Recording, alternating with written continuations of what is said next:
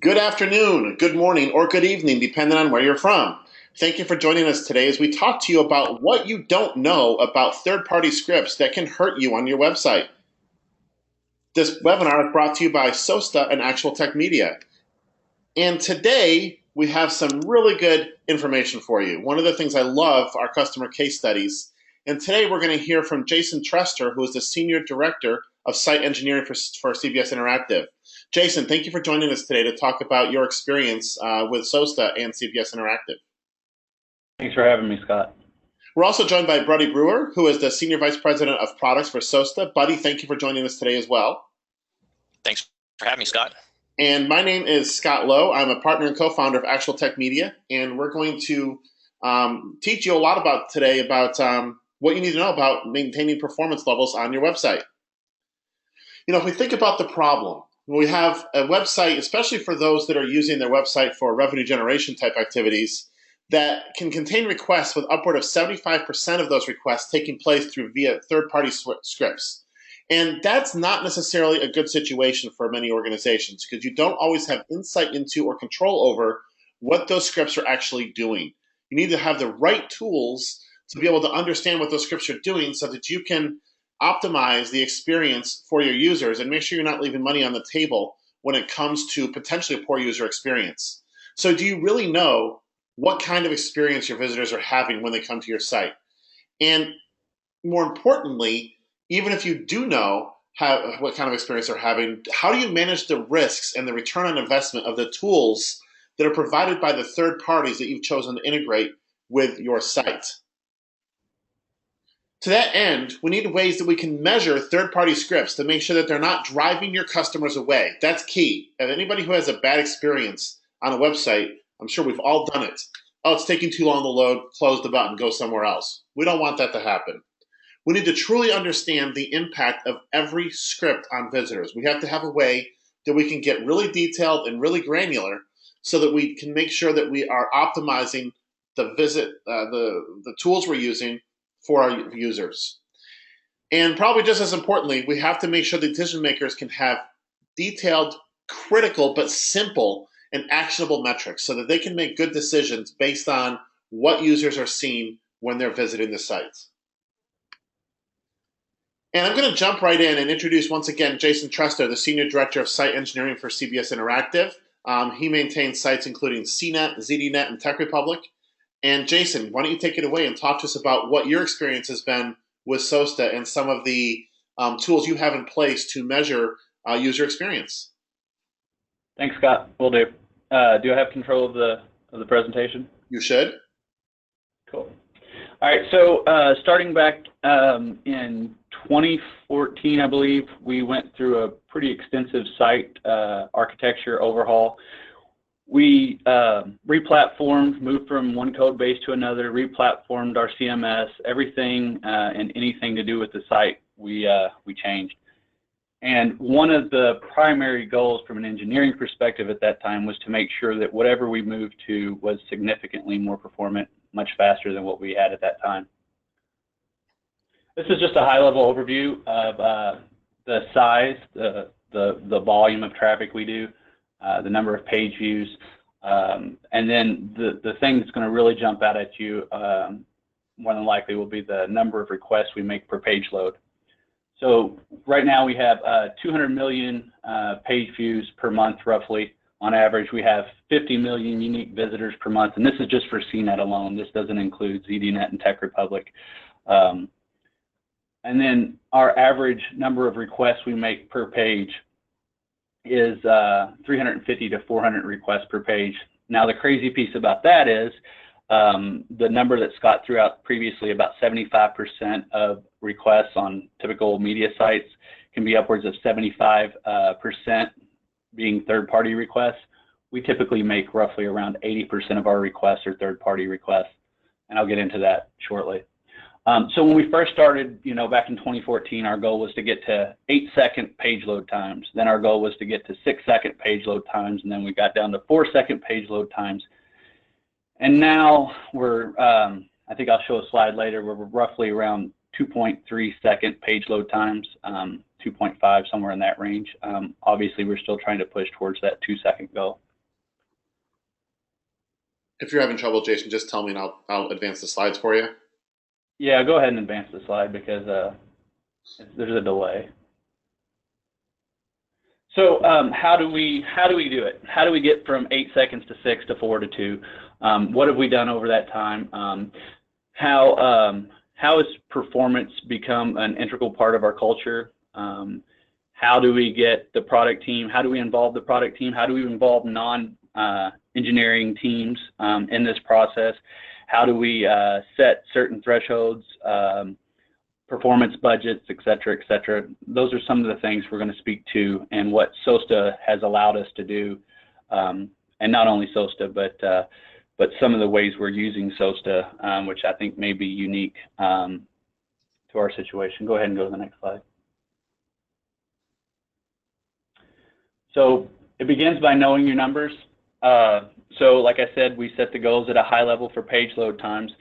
And then when we went through the replatforming, we identified, we went through and did an audit of our site and identified what we wanted to do was understand what every request did to our site, not only our requests, but also third-party requests. What was the cost, the performance cost of everything on our site? Obviously, our product team and our business team, they knew the return on investment from a business perspective.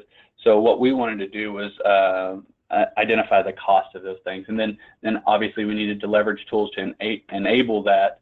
And we wanted to develop a data-driven optimization process that we not only used on the engineering side, but we also have a data team that this plays into. Can you go to the next slide, please?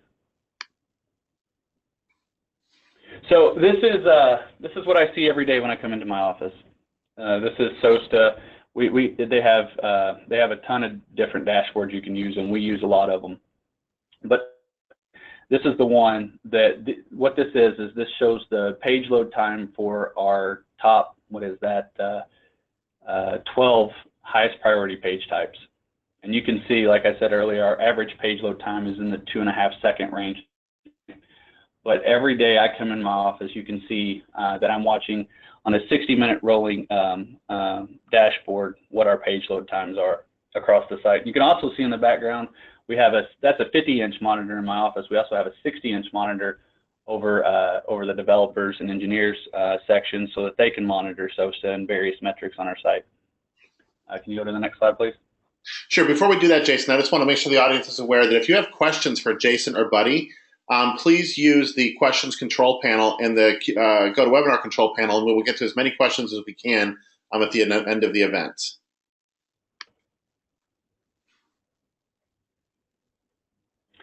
SOSTA Impulse enables CBS Interactive staff to put site metrics in front of non-technical audiences. So the last image you saw where you could see all of the page load times across the site, that was really the first thing that we were able to put in front of our GMs and business teams so that they could very easily understand this is what our current page load times are.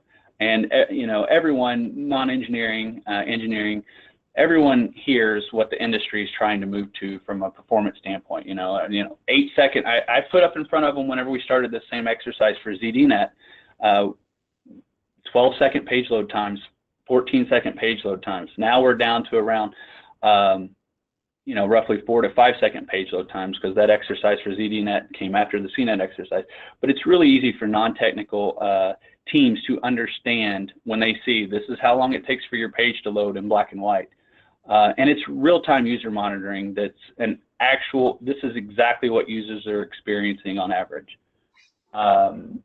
And then with SpeedCurve, which is one of SOSTA's products, with SpeedCurve, that allows us to do synthetic tests. And with the synthetic test, we generate HAR files. And in those HAR files, we're able to dive into the very detailed and granular data that I'm going to be showing you shortly, which allows us to start to one by one systematically tackle the various requests on the site, the various services on the site, the various things we load in those 350 to 400 requests so that we can gradually drive that overall page load time down over time. Next slide, please. So again, this is just a recap, and hopefully you can actually see the data here. You can see for our home page, it's 2.3 seconds, article page at this time, 3 seconds, et cetera, review page. And then another cool thing about this is you can see the number of page loads for our article page. In this example, you would see 570,000 page loads, 250,000 roughly page loads for our home page. But this is, again, this is what we use to put in front of non-technical folks. And obviously I look at it every day as well. Next slide. So this shows our overall page load time. This is another dashboard provided by SOSTA. You can see it's 2.48 seconds at the time of this report. And then we try to tie it to various business metrics: bounce rate, completed sessions, page views. These are the KPIs that we're monitoring as they relate to page load times, average session length. And over time, you could see to a certain degree that the corresponding KPIs improved as page load time came down. You can also get page load time for each individual page. You can get by browser, by operating system, by country, et cetera, et cetera. The amount of data provided is pretty much endless. Next slide. So this is another aha moment for a lot of folks. When I first shared this with our product team, they were kind of blown away. So I don't know if they should be, because every day it seems that we have another request to add yet another third-party service to our site. But I think it kind of gets lost over time, where you don't realize how many services you're actually adding to the site. And if you look at this report, the red is the percentage of requests being made by a third party on our site, and the green is the percentage of requests that we make for our own content. And it's pretty staggering. It's pretty astonishing that you could see on average, on average, let's say 80% of the requests on our site, we actually have control of. Everything else is a third party. So it becomes sort of daunting when you first look at this and you think, wow, how in the world are we going to be able to make an impact to performance whenever we only control 20% of the puzzle, right? 20% of the pie. But we did reach out, and I'll kind of go through some of these examples. We did reach out and work directly with a lot of third-party vendors to either replace their service or have them optimize their service. We made recommendations for their services. We worked together to identify what pieces of their services did we actually need and use, and then we worked to decouple some of the things we didn't actually use. Another cool thing about this particular graph is you can see roughly around midnight on April 1st that the number of internal requests, the percentage of internal requests significantly increased. Well, the reason for that increase is because at that point in time, we started serving direct sold ad campaigns. As we know, exchange campaigns, ad campaigns make a lot more requests to third parties because they're not even serving the creative themselves. They are typically making multiple downstream requests. So you can see exactly at what point in time when the exchange ads stopped serving and direct sold campaigns started. Next slide, please. So this is a great overview of what SOSTA provides via SpeedCurve. With SpeedCurve, we are able to see individual runs. We can see our deployments, our releases. Each vertical line you see with deployment release numbers is an actual deployment that we made to the site. And what we can do is, if we do see the times go up in SpeedCurve, we can try to tie that into one of our deployments to easily identify which deployment may have caused an increase, or if the increase is related to a deployment at all. You can also see with this report, this is the first time you start to see fully loaded time. 23.4 seconds probably jumps out to you whenever I'm sitting here talking about 2-second page load times, and then I show you 23.4 second page load time. Well, that's where we get into the 250 additional, 300 and some additional requests that we make. What we do is we prioritize, and I'm going to get into that in a moment. What we do is we prioritize our requests in such a way that for initial page load, initial visual rendering of the page, and what a user experiences or perceives to be the loading of the page, we try to do the absolute best job we possibly can to prioritize all requests on the site so that we minimize the impact to what a user's experience is on initial page load. So that's where we come up with the 2.3 second page load time, which typically ties really closely, couples really closely with dot complete time. And then the 23.4 seconds is a lot of the stuff that we defer until after page load. Obviously, we are now that we've optimized page load on CNET to this degree, one of the next steps in this process, and it's been, like I said earlier, this started in 2014 and it's still ongoing, and it will continue to go on indefinitely, but one of our next steps on CNET particularly is to reduce the fully loaded time from that 23.4 second time. We want to continue to chip away at that next. So next slide, please. So one of the things we do, once you get down to the 2.3 second range or whatever your defined range is, whatever your goal is, once you get there, now the question becomes, how do we stay here? Because as we know, every day, or at least every week it seems, there's going to be something else that someone wants to add to the site because it's going to bring in more money. So what we've developed is an A/B testing process that allows us to side-by-side compare every third-party script that is being requested to be added to the site. The cool thing about SOASTA is, along with some other tools that we use, it allows us to side-by-side compare the exact impact of every third-party script that we add to the site. Now, there's a couple ways you can do this. So if it's a third-party script that's extremely heavy, and one of the use cases I'm going to show you is header bidding. If it's something that's really heavy, you can put in front of product folks exactly what it does to your overall page load time. Now, let's just say that it's not that heavy, yet we know there is a performance cost to it, but it's in, let's say, the 100 or the 1,000 millisecond range, right? There is a performance cost to that, but since page load times vary greatly, that's when you get into, and you want to, but you still want to be able to show the difference or the impact of that third-party script. That's where you get into the synthetic testing that SpeedCurve offers. And I'll dive into a little bit about how we extract that data and present that in a way that's easy to consume. But first, next slide, please. First, we'll probably jump into the most recent header bidding example that we went through. So you can see on December 7th, we implemented, and this is SOASTA's report. It's similar to what I showed you earlier. We implemented header bidding on our site. For those of you who don't know, header bidding is a cool way for us to get more money for the same ad slots, but we allow advertisers to compete against each other and bid against each other whenever we do not have direct sold ad campaigns in those ad slots. So what we don't want to do as a business is leave money on the table, but in order to not leave money on the table, we also have to consider the ramifications and the impact of adding these type of external services, which are very resource intensive and make a lot of requests on your site. So back in December, we added a header bidding service to our site, and you can see our page load time for our article pages was 3.65 seconds.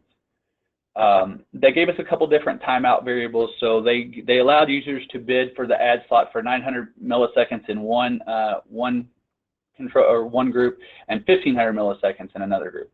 And you can see that this service literally added 6 seconds to page load time. Real-time user monitoring, control versus non-control, and A/B tests.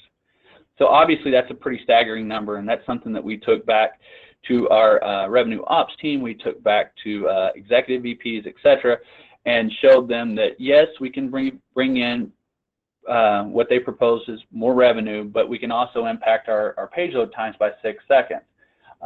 It was a 267% increase in page load time over our control. Next slide, please. So what we did was we dove into what that service was doing exactly, using SpeedCurve and using the HAR files that are generated by SpeedCurve, and using a patent pending script that we wrote that goes through and analyzes all of the bandwidth consumed by a particular service. It analyzes all of the requests and rolls everything up whether it be synchronous or asynchronous, and gives us a bandwidth consumption cost of that service. The reason we use bandwidth consumption cost as one of the three primary determining factors as to whether or not we add a service to the site is because every service that you work with, every third party you work with is going to come back and tell you that, hey, we load this asynchronously. It's not really going to do anything to performance because it's loaded asynchronously. Well, that would be true if browsers could, run an infinite number of requests in parallel, but that's not the case. That would also be true if the devices that we use had an infinite amount of processing power, which that is not true. So the reality is, while these requests may run in parallel, we can't run every request in parallel simultaneously, right? So at a certain point, there is a cost to your performance. And what we try to do is not really look at the milliseconds, which I'm going to show you in bandwidth consumption, time in milliseconds, which is the middle column here in this document. We don't look at it as that's exactly how much time it adds to the bottom line, but that is the performance cost in terms of milliseconds for all 33 requests that your service is making. So, and this is a pretty cool example right here. So what we did was we measured, these are the three things we look at. We look at the number of requests made, we look at the time consumed in milliseconds synchronously, and we look at the size in kilobytes for the service that we're looking at adding to the site. We then compared that to the entire JavaScript library that we own, that we load on our site for each page to work. Now, this is an example on our front door. So now I put that in front of the product team and say, this service that you want to add to the site is, takes up roughly 3 times more bandwidth to run than everything you want to do on the site with JavaScript. So I think that's a very powerful tool to put in front of folks so that they understand the cost of some of these services that they want to add to the site, and rightfully so. I mean, we're here to make money. That's what we're trying to do as a business, but we also have to do it in a way that does not impact our users too much. Let's see here if there's anything else. So another cool thing to point out about this is the sample tool made 31 requests, but the service itself that we use, so that third-party service, they only made 5 requests. They then made 27 additional third-party requests on their side. So going back to what SpeedCurve does is it gives us a HAR file that runs automatically, and then we're able to extract this data, from that HAR file, so that we can assign these performance costs to each service that they want to add to the site. Next slide, please. So that was on 12/7, and then we worked with this third-party provider for roughly a month. Roughly almost 2 months. You can see here on 1/26, they came back with, hey, this is our new and improved service. We've implemented the recommendations and suggestions that you guys have made. We changed some things on our side. They removed some of the what they called the bad bidders. I don't want to call out names, but they removed some of the other third parties that they were calling because we identified them as being the most resource intensive services, the third parties that they were calling. So they excluded them from the program for us, and they were able to improve performance and get it down to where our page load time was 8.17 seconds. Well, in that same amount of time, we were able to continue to improve our site. So again, it was sort of a wash, but yet you could see that they made significant improvements over the requests that they made during the time that we had been working with them. Can you go to the next slide, please? So now that we have this, what do we do with it, right? We develop data-driven optimization processes. We use the results of these performance metrics to make decisions based on performance of third-party scripts. We use the information to make critical decisions. And this is where we're going to get into what I was speaking about earlier with determining load priority when we want to load things on the site, what takes a higher what's a higher priority, and establishing our load order of requests.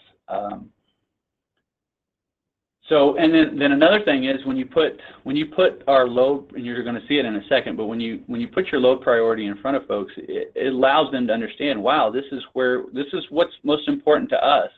And then then it allows you to make some pretty important decisions regarding, is that actually the case? Should we be loading this thing first, or should we be loading this other thing first because it's a higher priority?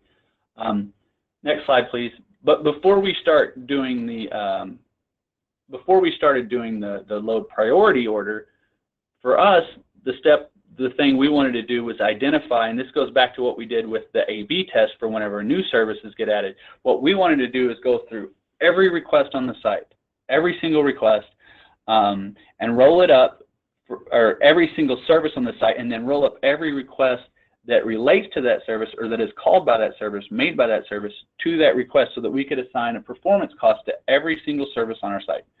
Right now, you can see that we have 14 third-party services on our site. This doesn't include the GPT requests made with ads, etc., but this is things like ad insights, ad targeting, related content ad framework, affiliate link revenue, user surveys, heat maps, all of the cool tools, service manager, all of the cool stuff, DW tracking, Omniture tracking, ComScore tracking, Nielsen tracking, etc., etc. All of the things that everyone, you know, for the most part, has to have on their site if they're of this scale. So what we did over that 2-year time period was we went through and analyzed every third-party tracking service on our site. And again, the way we did that was with SpeedCurve, the HAR files that were generated, and then extracting the data from the HAR files in a meaningful manner and establishing these performance costs. So what we do is we have established around 1,000 milliseconds as our ideal. If we're going to add a third-party script to the site, obviously it depends on what they're doing and how much revenue they bring to the table. But our goal, for the most part, is to stay below that 1,000 millisecond of total bandwidth consumed threshold. And you can see on this spreadsheet that we have quite a few that are above that threshold, but it has been deemed by our business team and us, engineering, that these services are critical to our business, and we need to have them on the site. But in addition to that, we also say, what can we do to work with these third parties to reduce the performance cost? All right, can you go to the next slide, please?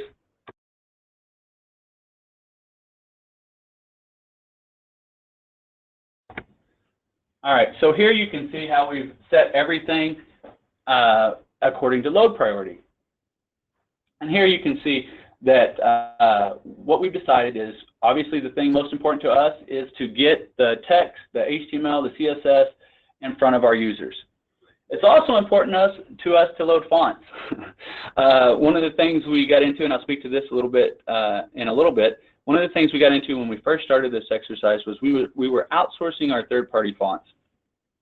And that created quite a few problems, since fonts needed to load very early in the process, otherwise we experienced what's called font flash. But you can see that we have one that's struck out here, and edit heat maps. That's because we replaced that with another service that, for a number of reasons, but performance being one of them, was a better service to go with. You can also see here that we have these gray lines that give you a rough estimate of how we batch load these requests on our site. Visually rendered, require.js loaded. These are ways for us to group certain third parties together, but not only third parties, also our internal requests together, and we set and establish priorities based on what they do for the business and what they do for user experience and what our priorities as a business are. You can see that ads, for example, we load that with require.js. Require.js is a part of our JavaScript framework that we use, and it's a tool that allows us to sort of group JavaScript based on pages and use the way it's used, and make sure that we're not loading too much JavaScript or unnecessary JavaScript on pages, etc. But you can see here that we currently load ads in with require. Well, something that we're looking to do probably this week is remove the GPT ad call from there and move it up to try to make that call sooner in order to increase revenue, etc., etc. You can also see that after dot complete, we defer a lot of requests till after dot complete, user surveys, social promotion, tracking, light boxes, affiliate link revenue, etc. And we do a lot of this through a tag manager, Tealium. So that once we realized that we could use Tealium to not only insert the tags, which that's what certain groups wanted to do, so it didn't require engineering to insert these tags. Once we realized that we could use that as one of the tools in our tool belt to load or sequence these requests and load them in groups and sort of defer them until after certain points, that became very powerful, because then we could continue to drive that dot complete, that page load time down even further. So what we do when we meet, a lot of times we meet regularly with non-engineering teams, with our product teams, to go through the load priority, and we do this once a month or so to make sure that we are establishing that the load priorities are in order with what we've established to be business priorities. We also, once a service goes through the A/B test and we decide, yes, it's performing enough to add to the site, yes, it adds enough revenue to the mix, yes, it's what we want to do as a business, we also, at that point in time, we talk about load priority. So, and we decide where it should be loaded within them. And we don't do that just on the engineering team, we do that with the business team. Can you go to the next slide, please? So back to what I was talking about with fonts. And I just want to call that example out, because I think this really speaks to how much time, how much dedication, how much effort we spend focused on performance and how serious we are about it. So when we did this back in 2014, when we did this site redesign and we moved over to a new architecture, one of the things we decided at that time, the design team went out and they said, we want to have new fonts, and we're going to use this third party that hosts fonts, and they're gonna load the fonts on our site, and they're going to serve the fonts, et cetera, et cetera. And we were like, cool, sounds good. Well, what we found out was, whenever we dove into the performance analysis, when we started going through this exercise post redesign, what we learned was that that particular font provider was doing a lot of stuff that we didn't really see as a priority. They did because it was techniques like font smoothing, etc. They saw it as a priority because it made their fonts, in certain edge cases, a bit prettier, I guess. But from a page rendering, page load perspective, it had a huge impact. So what we decided to do was work directly with that provider and try to establish some requirements and make sure that they were meeting certain thresholds, just like we do with all the other providers at this point. But the reality became they really couldn't break it out and do that for us in the way that would be efficient. So the way to get around the impact to our site's performance if we continued to use that vendor. So we said, well, why don't we just host the fonts ourselves? Because obviously, you can get Google Fonts, et cetera, et cetera. Well, unfortunately, in this particular use case, our design team, product team, had selected a font that was initially a print font, and the font provider had worked out a deal with the print font company where they had created some fonts that worked with their service only that could be used on the site, so that could be used on websites. So then we found ourselves in a pretty strange predicament where it was, okay, either we change the fonts across the site, which our design team did not want to do, or we try to recreate these fonts. So what we did was we reached out to the original font foundries that created the fonts for this other company, and that's where the 6-month process came in. So I learned a ton about fonts. We all did. We learned to love fonts, and we worked with them over a long period of time to create font files specifically for us that were very performant, and then we hosted those fonts ourselves. Now, obviously, I don't recommend that to anyone. What I would recommend is you go out, you find web fonts that work for your site, and you buy those fonts. And you host them yourselves if you can. So that's where we got to. Now, the way SOSTA enables these efforts is a lot of what I've already been speaking to. Is it was pretty easy once we got into the data that SpeedCurve and Impulse provides to understand exactly where the issues were. Before then, we didn't know that fonts were adding, let's say, 20% or 30% to our overall page load time, and they were. So that's sort of some of the things that are tied into this. Can you go to the next slide, please? So I'll give you a quick overview again over on the tools that we use and why they matter. We obviously use SOSTA. That's that is by far the most powerful tool that we use from a performance standpoint. We use Impulse, one of their products. We also use SpeedCurve. We use both of these things religiously. Every day, like I said, I come in, that's what we look at. It's not just me, it's my team.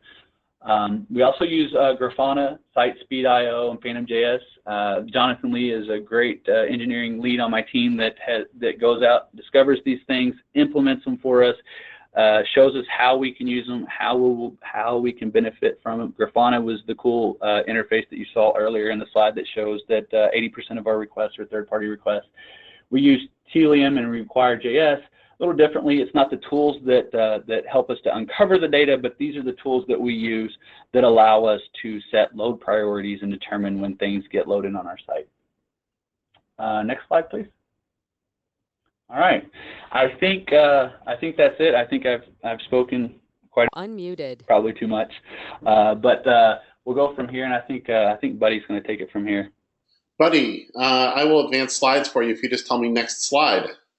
Okay, terrific. Thanks, Scott. And Jason, that was great. I mean, you know, before I move forward with some of this other content, I just wanted to make a couple comments about everything that Jason just presented on behalf of the CNET team. You know, in 15 years of working in performance, I've worked with, I couldn't tell you how many companies, you know, hundreds of companies, most of them pretty large ones, across all industries, you know, media, retail, finance, all the stuff. And it's just, you know, it's rare that you find someone who is as cutting edge and on top of everything as Jason and the CNET team are. I mean, you read all the tech press and you hear all these cliches thrown around, you know, and vendors do it too, you know, talk about digital business, and everyone talks about all these silos and how important it is for IT and a line of business to come together and all the rest. And if anybody wants to know what that looks like, just go back and look, you know, at the operationalizing intelligence content that Jason just went over, because I think that's a perfect example of bringing IT and a line of business together. I mean, here's a team that tracks in a single view, right, all these technical metrics like bandwidth and the number of requests and the payload for each of these third parties and everything, next to how they're loaded. You know, are they loaded, you know, directly coded into the top of the page or the bottom of the page, or are they loaded via a tag manager like Telium? And that's all the technical metrics, but then right next to that is all of this information about how valuable that actually is to the business. So what's the use case? Not just is the request coming from such and such a host, but what do we actually use it for? Is this for ad insights, for user surveys, you know, for affiliate links, and what's the business value? And it's only by intersecting those things, because it's never the case that the most valuable to your business is also the fastest third party. There's always tough decisions that people have to make, right? And so the only way to make those tough decisions is to bring all that information together exactly the way that CNET's doing it. The topic that I did want to mention, though, as we wrap up the presentation today is, you know, CNET's an interesting and unique somewhat example of someone who is very dialed in around performance. They understand what their performance goals are, and everyone's motivated to go after them, and they know where that is in their priority list. However, what often happens with a lot of the companies that we work with, they're great. They've built really big, successful businesses. They have a lot of things going for them, but one of the things that they don't know exactly how to do is how to get started working on performance, or where it actually fits in their priority list. Because one of the things that we've noticed that I've noticed in all the years of working with companies, and this is just a truism that everyone on this call, I'm sure, knows, right, is that there's never, ever enough time to do all of the things that you know you need to do. So, you know, understanding the things that you need to fix are one thing, but knowing how to fit that in to all of the other activities that you have going on that perhaps have nothing to do with performance, like new feature development or things like that, is important. And so there's all the stuff that we provide to our customers that Jason just went over. I wanted to cover something else that we do for people that are just trying to figure out how this all fits in the context of their overall business. And the first one that I think is critically important is everyone ought to have a really clear idea of exactly how fast their website needs to be. So a lot of times I'll ask people this question, you know, do you know how fast you are? A lot of times people know. There are a lot of really great tools in the market that'll measure how fast your website is. You know, we think we have one of the best ones with SOASTA Impulse.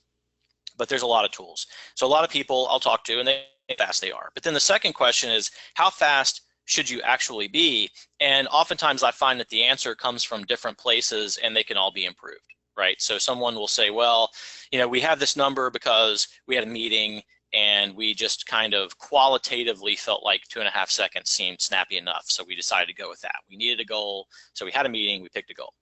That's one way. Another way is people will say, well, they'll refer to a report that was done by one of the by one of the large analyst firms, and they'll say, well, Gartner said, or Forrester said, or whoever said that such and such percent of people will leave my website if it takes longer than this amount of time. Okay, it's a survey. It's about other people, not that site's customers, but it's better than just picking a number out of thin air, so that's what they go with. And a variation on that is they'll go with something that another company that did a study, and there's several of these out there. Unfortunately, I'm not sure of any that are in the media space, but in retail, Walmart did a study. In search, Google and Bing did studies, and they had data on how delays affect people. However, none of this stuff is actually your users, the people that are on your website. And so what we do is we collect all the information about all the visitors passing through your site using real user measurement, using RUM, and we collect how long they're waiting, and we collect how that waiting impacts their behavior. And so for media sites like CNET, what we usually recommend is looking at the number of pages per session, and that's what this chart that we're looking at right now illustrates, is that the slower the website is, that's the x-axis, is page load times heading toward 10 seconds. The y-axis, which isn't visible here, I removed it, shows you how many pages per session for this particular website that we looked at. And what you can see is that the slower the site is, and this is intuitive, the fewer pages people are looking at. But what you can also find is you can find the specific maximum. So in this case, in this visible range, it's around 2.4 seconds or so, where there's a little peak in the green where people are looking at the most pages in their session. And if you're a media company who's primarily generating revenue from ad impressions, then that's the target you want to hit. You want your visitors looking at as many pages as possible. And so by using this type of analysis, we're able to tell you exactly how fast you need to be with a backing methodology using data that's based on your users, not other people's users or not opinions. So once we've got that piece done, we know how fast we are and we know how fast we need to be, then we can start figuring out how we plot a course to get there. So next slide, please, Scott. A lot of times what people do is they'll make a big mistake. They'll look at, because no one really makes their whole website faster. Right? What you really do almost all the time when you actually sit down to make improvements is you make improvements on a particular type of page, right? So you might embark on an initiative to make your article pages better, or maybe you're going to work on your home page. Well, how do you know where to begin? It goes back to that whole idea of, there is more stuff that you could do than there is time to do all of those things in. And so you have some tough decisions to make about what you work on. And what I've seen a lot of times is people will make that decision by measuring all of the different types of pages on their website, and then they'll start with the slowest one and they'll work on it. And they say, well, once I fix the slowest page, then I'll look at the second slowest and then the third slowest. And what we see when we actually dig into the data is that that is almost always a mistake. It's frequently the case that the slowest page on your website actually isn't the page that you should work on first if what you care about is some other metric that's relevant to your business, like ad revenue. And it's a little bit complicated to describe, and I'll talk through this chart just a little bit. We created an algorithm and that produces a metric that we call the activity impact score. And so what we do is we collect every user experience passing through your site, and we look at how long they had to wait on all of the pages within their session, and of course they go to different types of pages. And then for those, we also look at how the little delays or speed ups on each type of page affected their likelihood to continue to engage with the website. Okay, because we find that depending on the type of the page, sometimes visitors are more or less patient. So earlier we talked about your whole site should target this load time. Well, when we start to decompose that a bit and pick it apart into our action plan, we find that you need different goals for different types of pages, and that different pages should be worked on first, because there might be certain pages that, while they're not the slowest, they're actually driving your users away the most, because that's the part of your site where they're most sensitive to performance. So on this view, we see that the green line is actually showing you the load times for all of the different types of pages on this particular site. And somewhere down about 60% of the way through, we see a page. There's a blue bar, which is that activity impact score that's really low. That page, where the green dot is the highest, is the slowest page on this website. So the naive view would be to say, let's go to that page and work on it because it's the slowest page. But in reality, the page that is somewhere in the middle, it's neither the fastest nor the slowest, but the one that's all the way over on the left, which in this case is homepage, and then right behind that is politics. Those are not the slowest pages on the site. However, they're the ones where users are most sensitive to performance. So if you were going to start working on perf and you only had time to work on 2 pages out of your website, you would skip the slowest pages and you would work on those 2 instead, because the data shows that that's where you're going to get the highest ROI if what you're targeting is user engagement. And so that's the activity impact score. We're trying to help you prioritize all of the things that you could do by ROI order. Now, eventually, you get outside of just the performance bubble and you have to Muted. Should I be working on, or do I have the time to work on performance at all right now?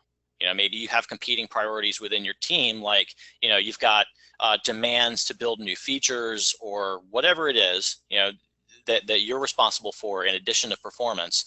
And there's the question of, is working on performance right now the highest ROI to my business? And that's on the next slide, Scott.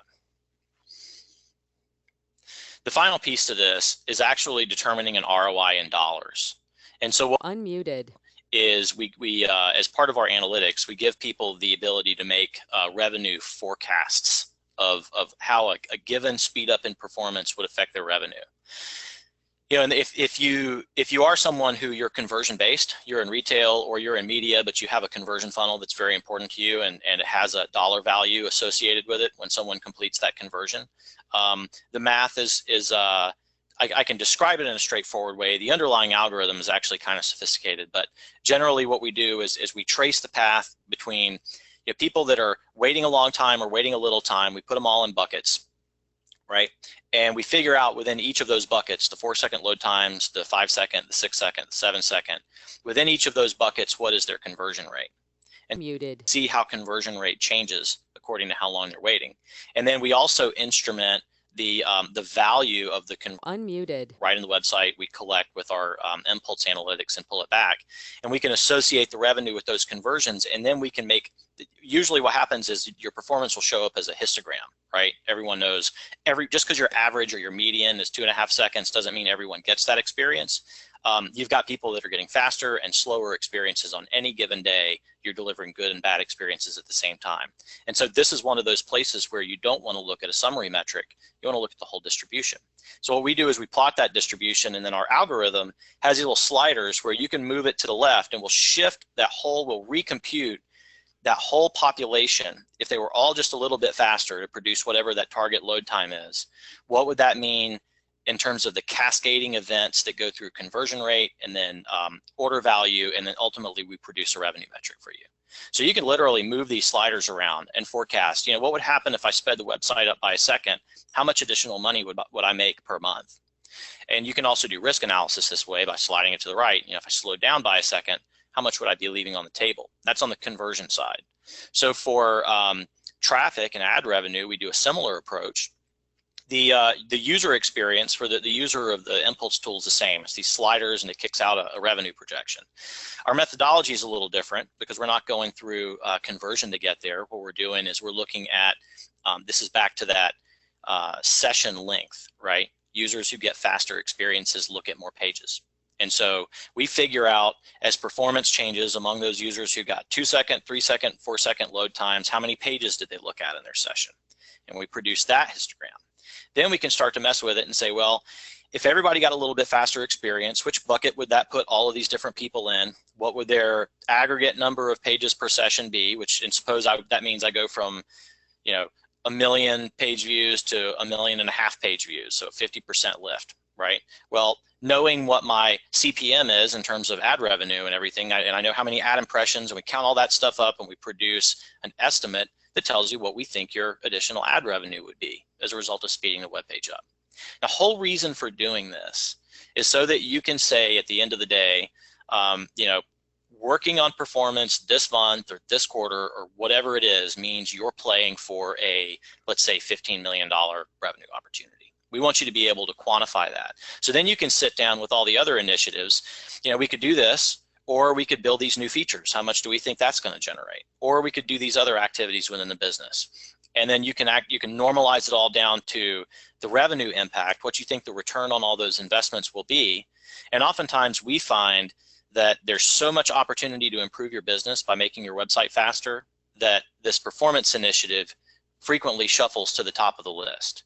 So you'll end up working on this first a lot of times, but at least you can do that secure in the knowledge that by doing so, you're having the most positive impact you can on your business.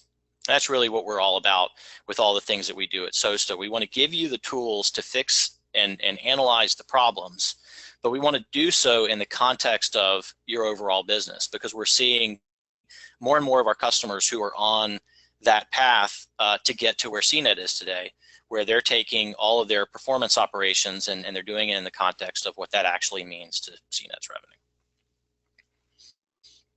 So thanks Scott, for running the slides. That's it for this piece that I wanted to go over. I guess in closing, if you're interested in SOSTA, it's really easy to get started. You can just hit that link, or come to our website. The product is called Impulse, and you can actually get it right through the website. We have plans that start at $99 a month. We collect everything about what your users are doing, connect it to how it's impacting their behavior, and help you put performance in the context of your business. Buddy and Jason, thank you very much. That was an excellent presentation. We have a number of questions from the audience. You guys ready for a few? Sure, let's go. Yeah. All right. Well, one of the questions that came in was, it's a two-part question, I believe. And he asked, I'm interested in how you overlap real user monitoring and synthetic in your organization. Are you actually using anything apart from SpeedCurve for synthetic? For example, how do you do journey monitoring and alerting? And he follows up with that and says, my query is more about the operational angle, how you monitor and react to if one of your parties experiences an issue, for example, while you're asleep. Okay. So I heard a little bit of that. That was quite a bit in there. It was. Can we break that down some? Let's do a piece at a time.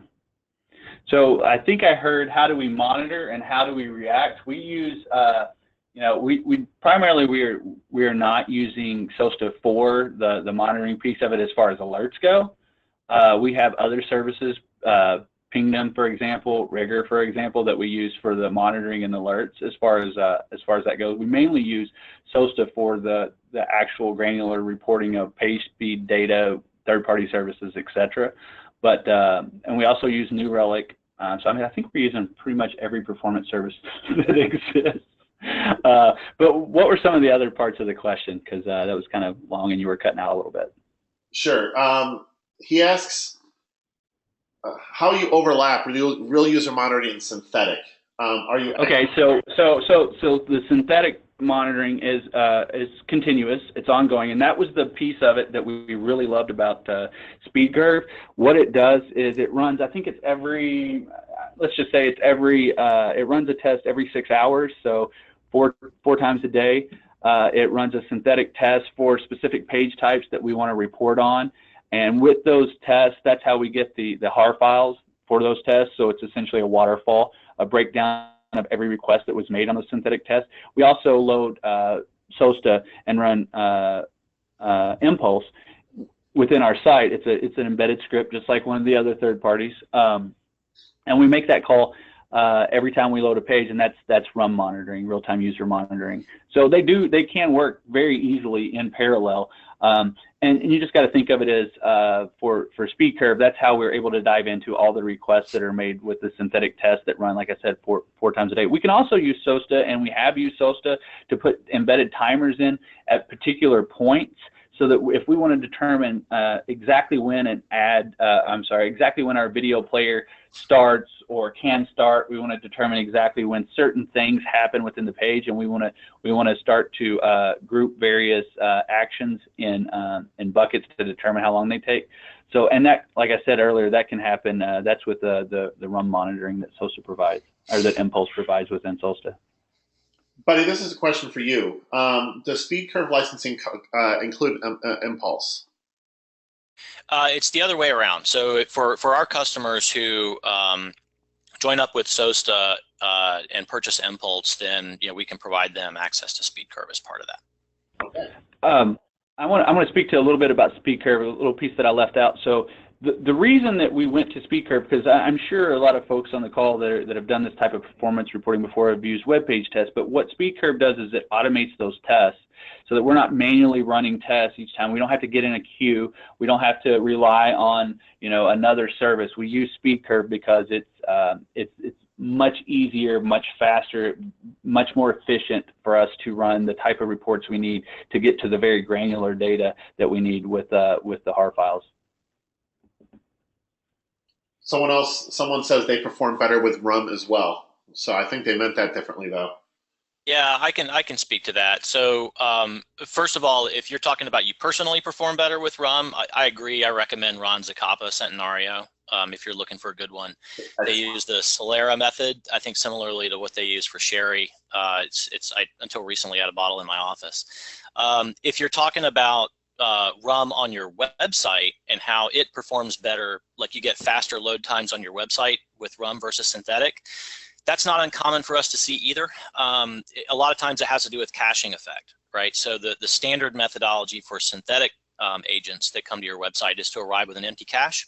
So they're sort of showing you the worst case scenario of page load time, whereas RUM, because of the methodology and the fact that we're measuring real users, if that user was just on your site 15 minutes ago, if you have very passionate, loyal visitors with high return rates, for example, then they may indeed get faster load times and perform better because they have a prime cache.